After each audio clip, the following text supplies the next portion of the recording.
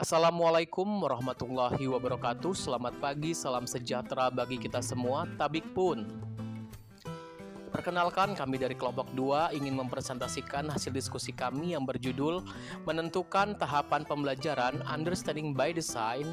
Sebelum kami mempresentasikan, saya ingin memperkenalkan anggota kelompok saya. Yang pertama, Anissa Widya Pangesti. Yang kedua, Cherly Anjarsari. Yang ketiga, Dedi Daryanto. Yang keempat, Deka Fitria.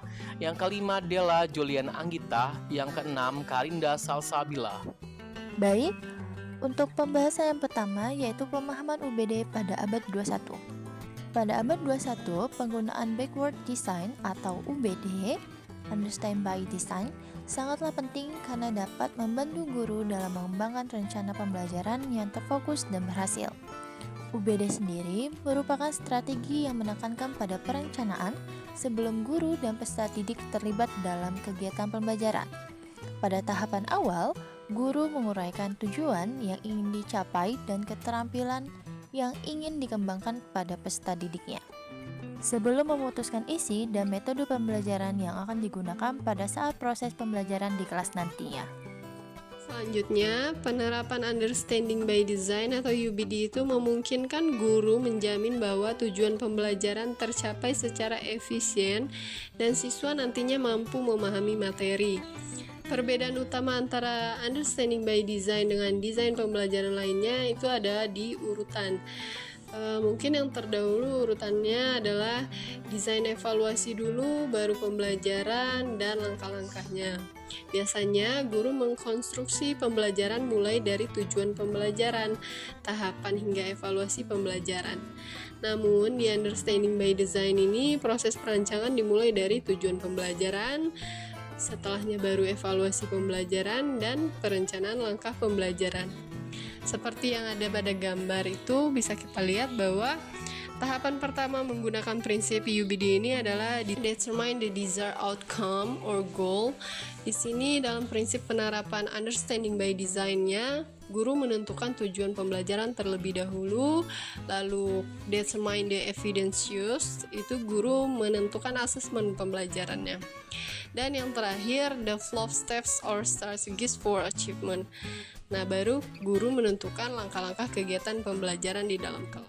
Selanjutnya, mengidentifikasi hasil yang diinginkan. Langkah pertama yang harus dilakukan guru yang perlu dilakukan adalah menentukan hasil yang diinginkan yang akan dicapai dari pembelajaran. Setelah tujuan tersebut dinyatakan dengan jelas, maka metode dan bahan pembelajaran dapat dikembangkan untuk mencapai tujuan tersebut.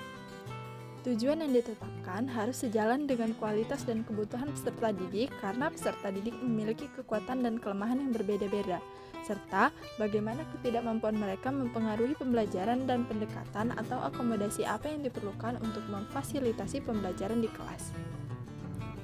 Satuan pembelajaran akan terbentuk apabila hasil atau tujuan pembelajaran yang diharapkan telah ditetapkan.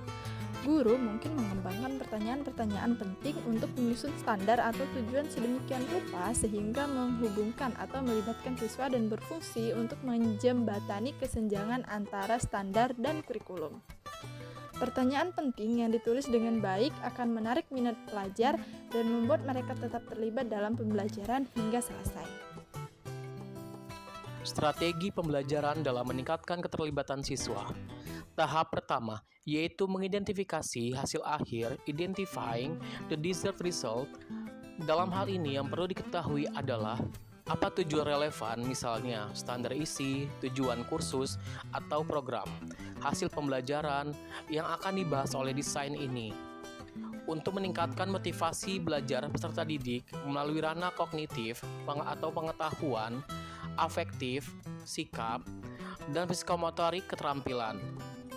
Proses pembelajaran tersebut menekankan pada motivasi peserta didik dalam mencapai prestasi belajar yang maksimal. Berikutnya adalah ilustrasi tahap mengidentifikasi hasil akhir.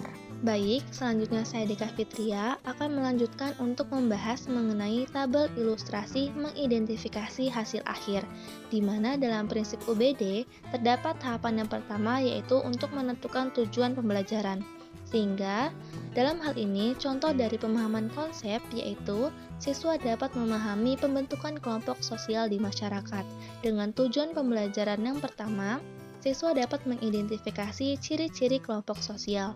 Kedua, siswa dapat menguraikan bagaimana terbentuknya kelompok sosial di masyarakat.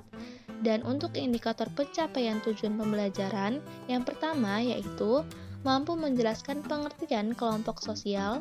Kedua, mampu memberikan contoh kelompok sosial. Ketiga, mampu menjelaskan proses terbentuknya kelompok sosial. Dan terakhir, mampu menjelaskan faktor yang mempengaruhi terbentuknya kelompok sosial. Ilustrasi ini mencangkup pemahaman konsep, tujuan pembelajaran, dan juga indikator pencapaian tujuan pembelajaran.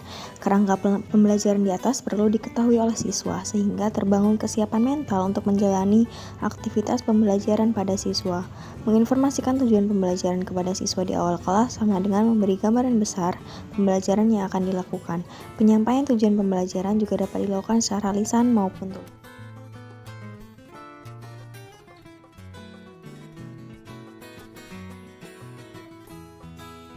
Adalah jurnal-jurnal yang kami pakai sebagai referensi dalam diskusi kelompok kami. Yang pertama ada Understanding by Design, UBD, Curriculum Innovation and Instructional Development. Yang kedua ada The Understanding by Design Strategy in 21st Century Education.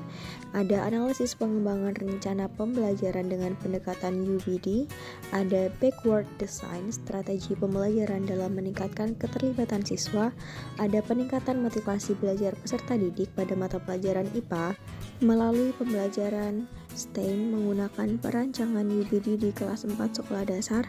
Selanjutnya ada Application of Backward Design in Designing Learning with the Observation Based Learning Method. Sekian hasil dari presentasi kami pada pagi hari ini.